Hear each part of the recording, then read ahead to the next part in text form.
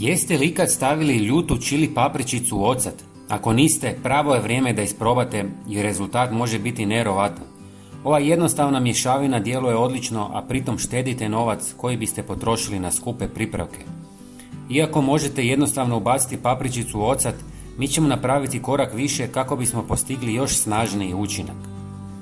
Jeste li znali da čili papričice sadrže i do 4 puta više vitamina C nego limun, što ih čini odličnim za jačanje imuniteta i zdravlje kože?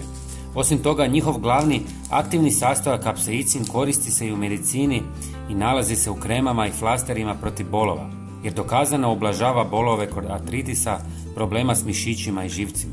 Ali vratimo se mi na našu glavnu temu. Za početak, sameljite sušenu ljutu čili papričicu u mlincu. Možete koristiti već mljevenu papriku, ali svježe usitnjena ima jači miris i dugotrajnije djelovanje. Prijatelji, napišite mi odakle ste. Ja sam iz Hrvatske i volim upoznavati ljude iz cijeloga svijeta. Hvala vam. U 200 ml tople vode dodajte samljevenu čili papričicu i dobro promiješajte. Dodati ćemo i još jedan sastojak, a to je pola žlice cimeta. Ostavite da odstoji 2 sata kako bi otpustila sve potrebne sastojke. Procijedite kroz gazu kako biste dobili čistu tekućinu. Možda vam sada još nije jasno zašto sve ovo radimo, ali uskoro ćete shvatiti zašto ovaj trik vrijedi zlata. Nakon toga dodajte 200 ml octa, ponovo sve dobro promiješajte i ulijte tekućinu u bočicu s raspršivačem.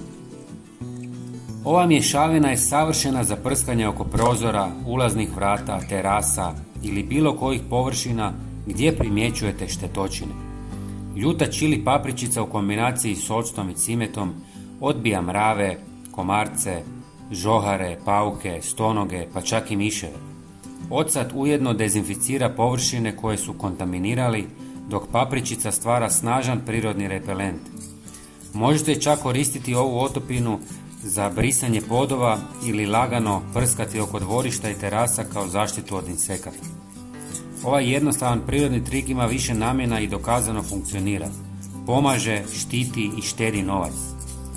Podijelite ovaj video s prijateljima kako bi oni imali koristi od ovog rješenja. Hvala vam na gledanju i veliki pozdrav!